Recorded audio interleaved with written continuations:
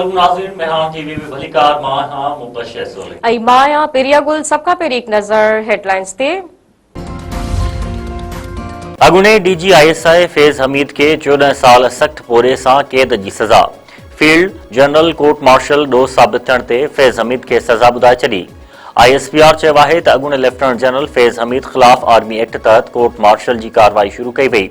Court martial 15 महीना जारी रहियो ऐं डिघे कानूनी कार्रवाई में जवाबदार समूरनि इल्ज़ामनि में ॾोही साबित थिया।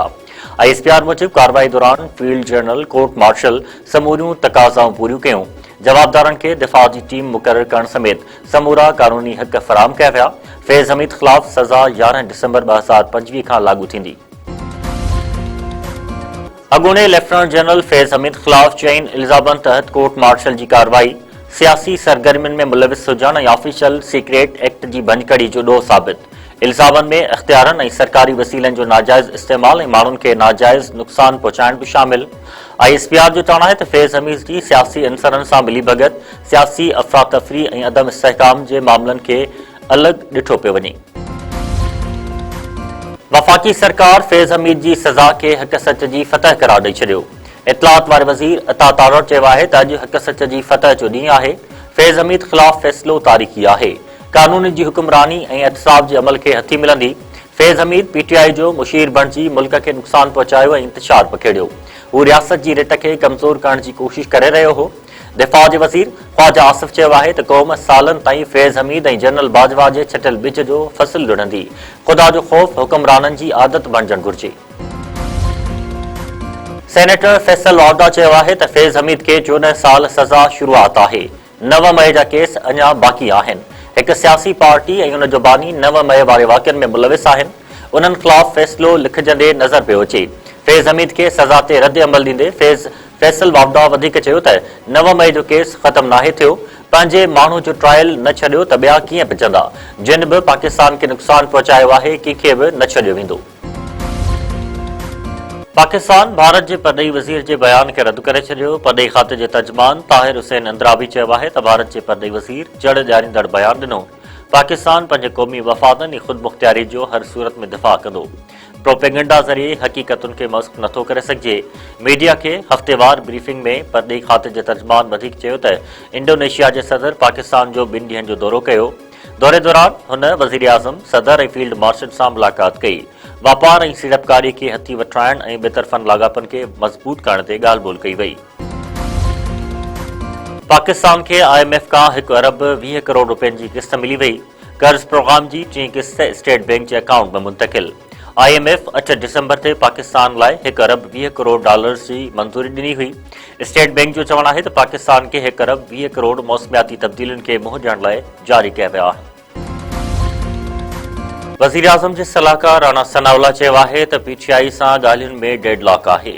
9 मई फ़ौज ऐं फील्ड मार्शल ख़िलाफ़ बयाननि ते माफ़ी वठण ताईं ॻाल्हियुनि जो को इम्कान न आहे।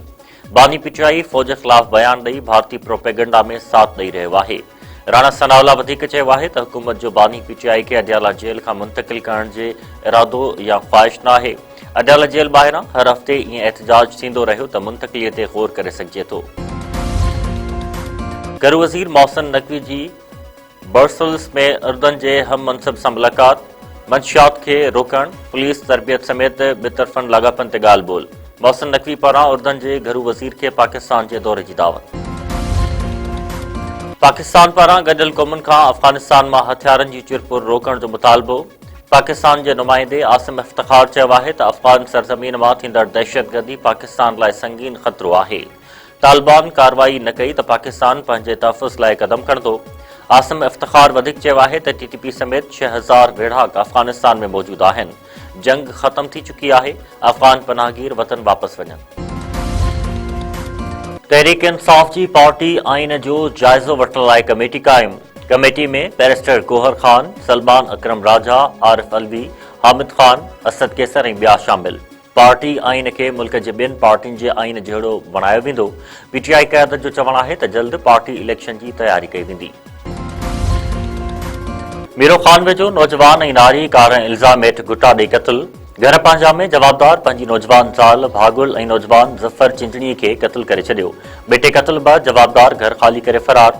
लाश ज़रूरी कार्रवाई बाद पार्सन हवाले। मक़तूल नौजवान जे भाउ चयो आहे त मीर ख़ान जकरो ऐं ॿियनि जवाबदारनि संदसि भाउ ज़फ़र खे कार इल्ज़ाम हेठि कुटा ॾेई क़त्ल कयो आहे। अगड़ा वेझो तेज़ रफ़्तार कार ऐं मोटरसाइकिल में टक्कर, 2 औरतूं फौत। कोट ॾेजी वासियुनि सां खैरपुर लाड़कानो रोड ते निज़ाम जी लाही वटि हादसो। मोटरसाइकिल सवार औरतूं 50 वरनि जी नसीबा शंबानी ऐं 48 वरनि जी दयाणी ख़ातून शंबानी फौत। हादसे में 2 भाइर तुफ़ैल ऐं मीसम शंबानी सख़्त ज़ख़्मी, नाज़ुक हालत में गिम्स अस्पताल मुंतक़िल। सिंध में 22 खां 31 डिसंबर ताईं सियारे जी मोकलुनि जो ऐलान। तालीम खाते जी स्टेयरिंग कमेटी जे इजलास जो फ़ैसिलो। तालीम खाते जे तर्जुमान जो चवणु आहे त समूरा सरकारी ऐं निजी तालीमी इदारा 1 जनवरी खां मामूल मूजिबि खुलंदा।